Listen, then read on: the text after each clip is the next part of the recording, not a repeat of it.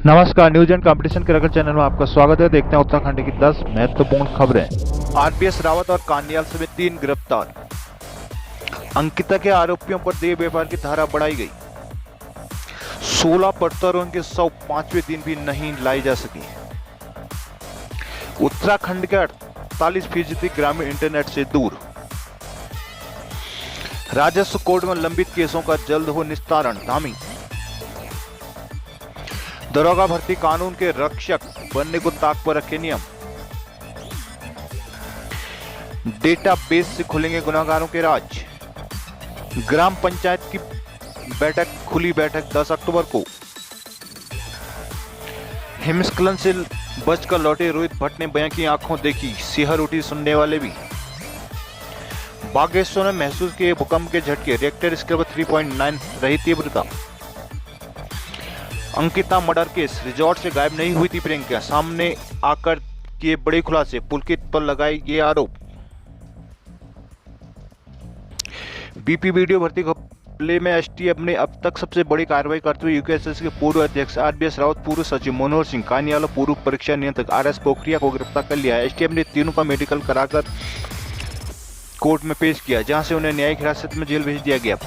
गिरफ्तार कानियाल सचिवालय में संयुक्त सचिव लेखा के पद पर तैनात है, जबकि रावत और पोखरिया रिटायर हो चुके हैं। आरोप है कि कानियाल के घर पर ही भर्ती का फाइनल रिजल्ट तैयार किया गया था। एसटीएफ के मुताबिक तमाम साक्ष्यों पूछताछ हुआ, तीनों को गिरफ्तार किया गया। साक्ष्यों अभियोजन की ओएमआर शीट को जांच के लिए फोरेंसिक लैब भेजा गया। जांच में ओएमआर से छेड़छाड़ होने की पुष्टि हुई। तीनों की गिरफ्तारी के बाद अब अन्य पर भी गिरफ्तारी की तलवार लटक गई है। अंकिता हत्याकांड के जांच कर रही एसआईटी ने आरोपियों यौन उत्पीड़न देह व्यापार की धारा बढ़ा दी है। एसआईटी के सूत्रों का दावा की मामले में 10 अक्टूबर को चार्जशीट दाखिल कर दी जाएगी। हत्याकांड की जांच कर रही एसआईटी प्रभारी डीआईजी पी रेणुका देवी ने कहा कि साक्ष्यों गवाहों के बयान के आधार पर ही रिजॉर्ट मालिक पुलकित आर्य, उनके दोनों साथियों सौरभ भास्कर और अंकित उर्फ पुलकित गुप्ता व यौन उत्पीड़न की धारा 354 क और अनैतिक देह व्यापार निवारण अधिनियम एक्ट की धारा 5 बढ़ा दी गई है। उन्हें बताया गया कि कब्जे में लिए गए मुकदमे से संबंधित साक्ष्य परीक्षण के लिए विधि विज्ञान प्रयोगशाला लैब भेज दिए गए हैं। एसआईटी का कहना है कि गंगा भोगपुर स्थित बनंतरा रिजॉर्ट में कार्यरत अंकिता की हत्या मामले की जांच अब अंतिम चरण में है। न्यायालय में सबूत मजबूत पैरवी के लिए एसआईटी की ओर से जांच रिपोर्ट को पुख्ता किया जा रहा है। उत्तरकाशी के सीएमओ डॉक्टर के चौहान ने बताया कि शनिवार को लाए गए शवों का पोस्टमार्टम 4 डॉक्टरों के पैनल ने किया। पोस्टमार्टम रिपोर्ट के मुताबिक 7 पर्वतारोहियों की मौत दम घुटने के कारण हुई। किसी के भी शरीर पर गहरी चोट नहीं पाएगी। उत्तरकाशी संवाददाता हिमस्खलन हादसे के 5वें दिन रेस्क्यू टीमों ने एक और शव बरामद कर लिया। शेष 2 की तलाश जारी है। उधर एडवांस बेस कैंप से 16 पर्वतारोहियों के शव मौसम बिगड़ जाने के कारण उत्तरकाशी नहीं लाए गए। क्षेत्र में हल्की बर्फबारी और बारिश से शनिवार दोपहर बाद हवाई रेस्क्यू किया गया। शनिवार दोपहर एडवांस बेस कैंप से 7 पर्वतारोहियों के शव उत्तरकाशी लाए गए। पोस्टमार्टम के बाद 6 के शव परिजनों को सौंप दिए गए। इलाहाबाद निवासी रवि कुमार का शव एनसीसी के अधिकारियों को सौंपा गया।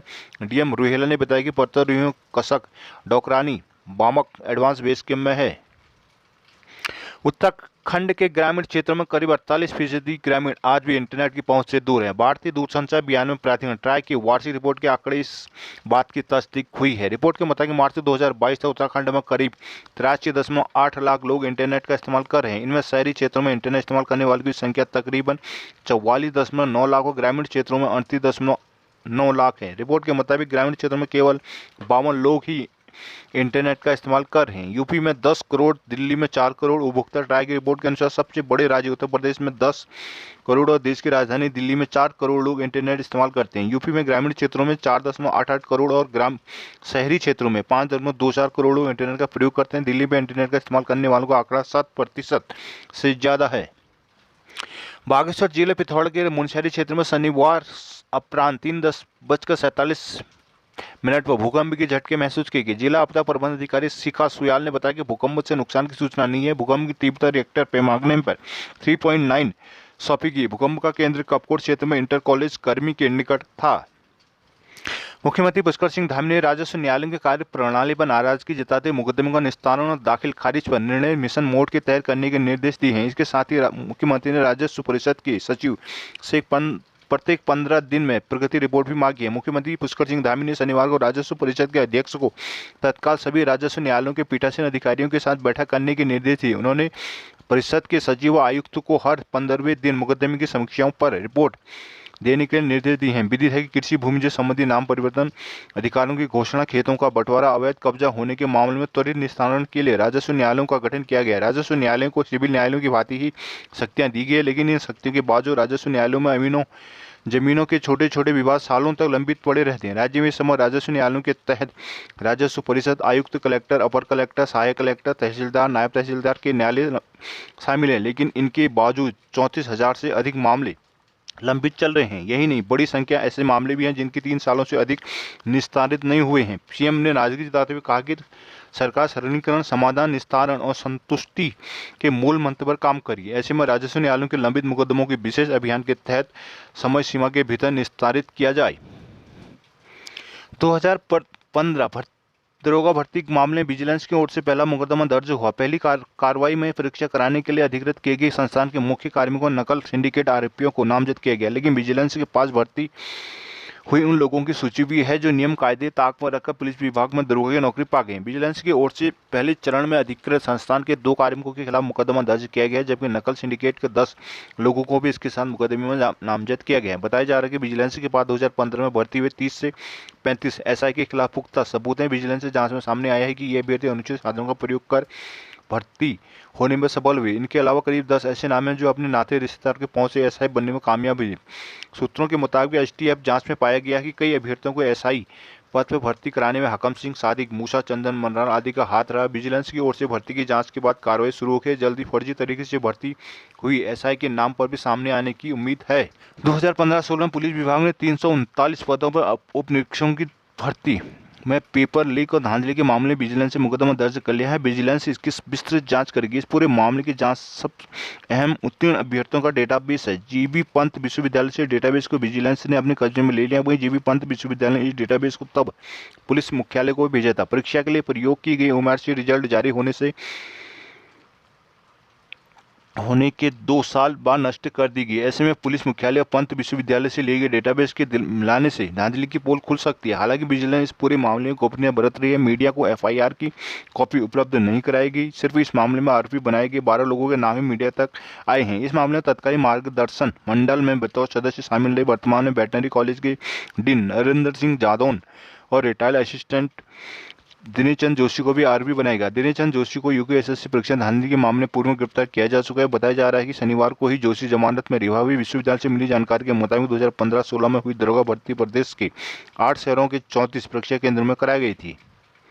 उत्तराखंड से विदा लेते मानसून में भी तेज बारिश हो रही है। मौसम विभाग ने उत्तराखंड में रविवार को कुमाऊं के सभी जिलों, गढ़वाल के जिलों में भारी बारिश का अलर्ट जारी किया है। शनिवार को प्रदेश के कई जिलों में बारिश हुई। 10-11 अक्टूबर को हल्की से मध्यम बारिश का येलो अलर्ट जारी किया गया। उधर उत्तराखंड के कुछ हिस्सों से मानसून की विदाई हो गई है। मौसम विभाग के निदेशक डॉक्टर विक्रम सिंह ने बताया कि 9 अक्टूबर को कुमाऊं मंडल के सभी जिलों में अत्यधिक बारिश हो सकती है। गढ़वाल के कुछ जिलों में बहुत भारी बारिश की आशंका है। उन्होंने कहा कि उत्तराखंड के देहरादून, उत्तरकाशी के कुछ हिस्सों से मानसून विदा हो चुका है। बाकी इलाकों से मानसून के विदा होने में कुछ दिन लग सकते हैं। यूपीएससी भर्ती घपले में आयोग के निलंबित सचिव संतोष बड़ोनी, पूर्व परीक्षा नियंत्रक नारायण सिंह डांगे और 3 अनुभाग अधिकारियों विजिलेंस का सिंगजा कसने लगाए। विजिलेंस ने इनके खिलाफ मुकदमे की अनुमति शासन से मांगी और कुछ अन्य अधिकारियों कर्मचारियों के खिलाफ भी कार्रवाई की इजाजत मांगी गई है।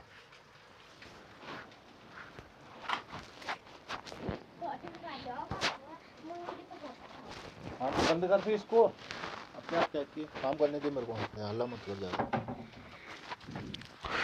विवादित कंपनी को बार बार काम दिए जाने और लगातार परीक्षा में गड़बड़ी सामने आने के बाद मुख्यमंत्री पुष्कर सिंह धामी ने संतोष बड़ोनी, डांगे आयोग को गोपन विभाग के अनुभाग अधिकारी ब्रजलाल बहुगुणा, दीपा जोशी और कैलाश नैनवाल के खिलाफ भी विजिलेंस जांच के आदेश दिए थे। प्रारंभिक जांच में सामने आया कि इन सभी ने करीब 88 परीक्षाएं करवाई, जिनमें से सभी में विवादित आरएमएस टेक्नो सॉल्यूशन को काम दिया गया। ऐसे में आयोग के अधिकारियों पर लापरवाही, धोखाधड़ी व पद के दुरुपयोग सहित कई आरोप पाए गए। इसके बाद विजिलेंस ने शनिवार को इन 5 के खिलाफ अन्य अधिकारियों कर्मचारियों के खिलाफ मुकदमे की अनुमति मांगी। इसमें पूर्व अध्यक्ष एस राजू सहित कई अन्य भी जांच के दायरे में आएंगे। एसएसपी विजिलेंस धीरेन्द्र गुंजाल ने अनुमति मांगने की पुष्टि की है।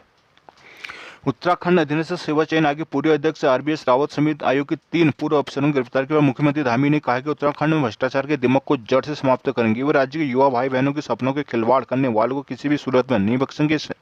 मुख्यमंत्री धामी के निर्देश पर यूपीएससी भर्ती परीक्षाओं के घपले की जांच एसटीएफ कर रही है। आयोग के विभिन्न परीक्षाओं में अब तक 44 से ज्यादा गिरफ्तारियां हो चुकी हैं। राज्य के अब तक इतिहास में ऐसा पहली बार हुआ जब भर्तियों के घपलेबाजों पर एक के बाद एक कार्रवाई हो रही है। दरअसल 2017 से बीपीडीओ भर्ती परीक्षा की जांच चल रही है। मुख्यमंत्री के कड़े रुख के बाद जांच एजेंसियां भी तेजी से काम कर रही हैं। उधर शनिवार को मुख्यमंत्री धामी ने एसटीएफ की कार्रवाई की सराहना की। कहा कि युवाओं के हितों को ध्यान में रखकर ही भविष्य की सभी परीक्षाओं को पारदर्शी तरीके से कराने को संकल्पबद्ध है।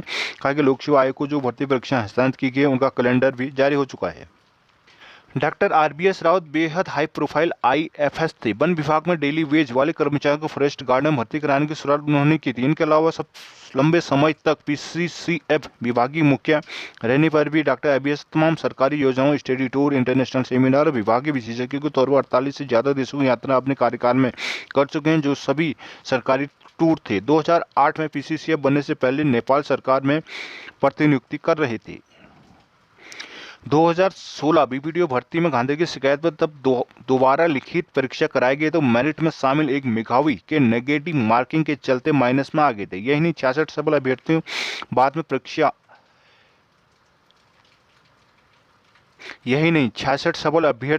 परीक्षा देने का साहस तक नहीं जुटा पाए। पहली परीक्षा में सफल सिर्फ 8 युवा ही दूसरी परीक्षा में पास हो पाए थे। 30 मार्च 2016 के दिन बीपीडीओ भर्ती का रिजल्ट सामने आते ही परिवार के 2 युवा अलग अलग जिलों में टॉपर पाए गए। विवाद शुरू होने में तत्कालीन हरीश रावत सरकार ने मुख्य सचिव रणबीर सिंह की अध्यक्षता में जांच बैठाई, जिसमें ओएमआर सीट में छेड़छाड़ पर मनमानी परिणाम तैयार करने की पुष्टि हुई। इसी बीच रिपोर्ट के आधार पर हाईकोर्ट ने परीक्षा रद्द करने के निर्देश दिए थे। इस बीच 2017 में सत्ता में आई त्रिवेंद्र सरकार ने उक्त परीक्षा रद्द करते हुए नए सिरे से फरवरी 2018 में लिखित परीक्षा कराने का निर्णय लिया। दोबारा परीक्षा कराने में पहली बार में सफल 196 में से 66 अभ्यर्थी शामिल ही नहीं हुए। पहले सफल अभ्यर्थियों में से सिर्फ 8 ही दोबारा सफल हो पाए, वे भी तभी आरक्षित वर्ग के थे। एक सफल अभ्यर्थी के दोबारा मार्किंग में नंबर 0 से नीचे आ गए।